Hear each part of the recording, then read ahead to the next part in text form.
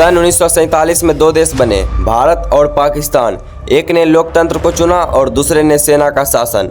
एक ने संविधान बनाया और दूसरे ने शरीयत और सत्ता के खेल को अपनाया। पाकिस्तान को बना तो लिया गया, लेकिन उसे चलाना किसी ने नहीं सीखा। उसका ढांचा धर्म पर आधारित था, रीढ़ की हड्डी सेना थी और आत्मा हमेशा भारत विरोध से भरी हुई थी।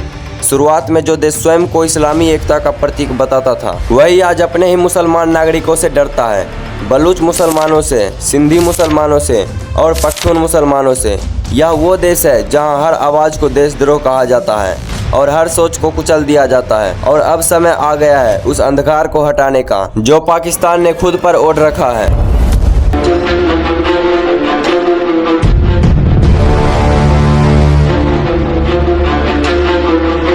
एक मुल्क जो इस्लाम के नाम पर बना, अब उसी नाम पर खुद बिखर रहा है। जहां बच्चा स्कूल नहीं जाता क्योंकि डरता है कि जीवित लौटेगा भी या नहीं। नमस्कार दोस्तों, सन 1971 में पाकिस्तान टूटकर बांग्लादेश बना। 30 लाख लोग मारे गए, लाखों बहनों के साथ बलात्कार हुआ, लेकिन पाकिस्तान ने कोई सबक नहीं सीखा। वह आज भी वही है, सेना का गुलाम, गुप्तचर एजेंसी, इंटर सर्विसेज इंटेलिजेंस का खिलौना और जनता के खून से चलने वाली सत्ता का मैदान। इसके बाद बीते 50 वर्षों में पाकिस्तान ने केवल 2 काम किए, भारत से नफरत और अमेरिका व चीन से सहायता की भीख। अब वर्ष 2025 है, पाकिस्तान पूरी तरह से चरमरा चुका है। उसकी अर्थव्यवस्था बर्बाद हो चुकी है। अंतर्राष्ट्रीय मुद्रा कोष बार बार कहता है पैसे चाहिए, पहले सुधार लाओ, लेकिन पाकिस्तान को सुधार नहीं आता, उसे सिर्फ बहाना बनाना आता है। विदेशी मुद्रा भंडार मात्र 3 अरब अमेरिकी डॉलर बचा है, यानी केवल 1 महीने के आयात के लिए पर्याप्त। महंगाई आसमान पर है, आटा 150 रुपये किलो, दूध 200 रुपये लीटर, पेट्रोल 320 प्रति लीटर, गैस नहीं, बिजली नहीं, रोजगार नहीं।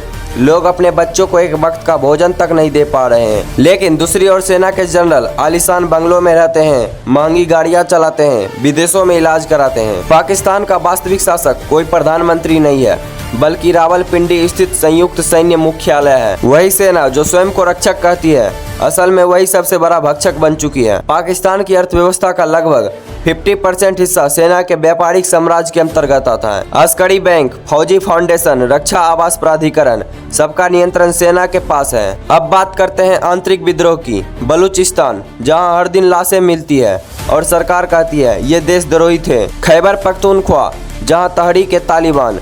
पाकिस्तान अब सरकार से ज्यादा ताकतवर हो चुका है। तालिबान अब मस्जिदों में नहीं, अदालतों में फैसले कर रहा है। पंजाब, जो कभी पाकिस्तान की जान था, अब खुद भूख, बेरोजगारी और महंगाई से त्रस्त हो चुका है। लाहौर की गलियों में आजकल यह बात आम है, हम तो भारत में ही अच्छे थे। हर दूसरा युवा पाकिस्तान छोड़कर जाना चाहता है। कनाडा, ऑस्ट्रेलिया, दुबई, कहीं भी, बस पाकिस्तान नहीं। यह वह राष्ट्र बन चुका है जहां जीवित रहना एक सजा है और मर जाना एक राहत है। अब बात करते हैं भारत से रिश्तों की।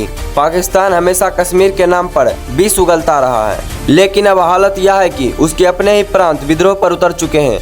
भारत तो अब G20, चंद्रयान, डिजिटल भारत जैसे भविष्य की योजनाओं पर दौड़ रहा है और पाकिस्तान आर्थिक सहयोग और विकास के लिए भीख मांग रहा है, अंतर्राष्ट्रीय मुद्रा कोष की दया पर, और चीन का कठपुतली बन चुका है। संयुक्त राज्य अमेरिका की शांति संस्थान की रिपोर्ट कहती है, अगर पाकिस्तान ने स्वयं को नहीं सुधारा तो 2030 से पहले यह देश 3 हिस्सों में बंट जाएगा और यही होगा पाकिस्तान का अंत।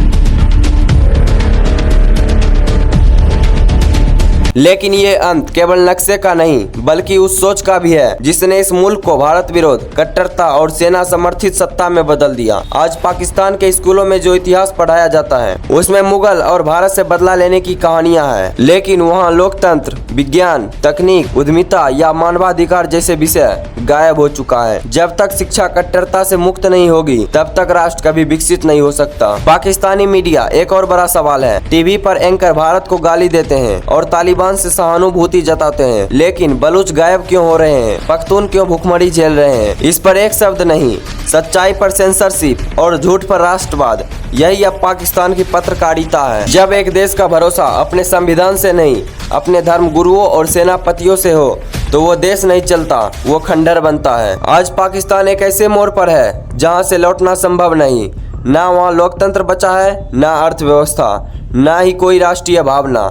हर नागरिक अब केवल 3 चीजें जानता है, कैसे देश छोड़े, कैसे सरकार को कोसे और कैसे सब्र करें। लेकिन इतिहास गवाह है, जब देश की आत्मा मर जाती है तब नक्शा केवल एक रेखा बन जाता है। अब अंदाजा लगाइए, जिस देश में एक मुख्यमंत्री के पास अपने शहर में बिजली नहीं है और सेनाध्यक्ष के पास दुबई में अपार्टमेंट्स है, वहाँ सिस्टम बचेगा? जिस देश में पत्रकारों को गोली मारी जाती है, ब्लॉगर गायब हो जाते हैं और जजों की नियुक्ति सेना करती है, वहाँ न्याय बचेगा? नहीं भाई। तो क्या यह पाकिस्तान बचेगा? शायद नक्शे पर हाँ, लेकिन जमीन पर बलूचिस्तान एक अलग राष्ट्र बनने को तैयार है। पख्तून फिर से पख्तूनिस्तान की मांग कर रहे हैं। सिंध अलग ध्वज बना रहा है। पंजाब थक चुका है और भारत को कुछ करने की जरूरत नहीं। पाकिस्तान खुद ही अपने बोझ तले दब रहा है। जैसे सोवियत संघ का अंत हुआ, जैसे यूगोस्लाविया टूट गया, वैसे ही पाकिस्तान अपने कर्मों से बिखरेगा। यह अंत नहीं है, यह एक चेतावनी है हर उस देश के लिए जो नफरत को नीति बना लेता है और सेना को संविधान से ऊपर रखता है। पाकिस्तान का अंत सिर्फ एक राष्ट्र का नहीं बल्कि एक गलत सोच का पतन है। तो आपने देखा किस तरह से नफरत और कट्टरता फैलाने वाले देश का अंत होता है। अगर आप इस वीडियो से सेटिस्फाइड हैं तो वीडियो को इतना शेयर करें,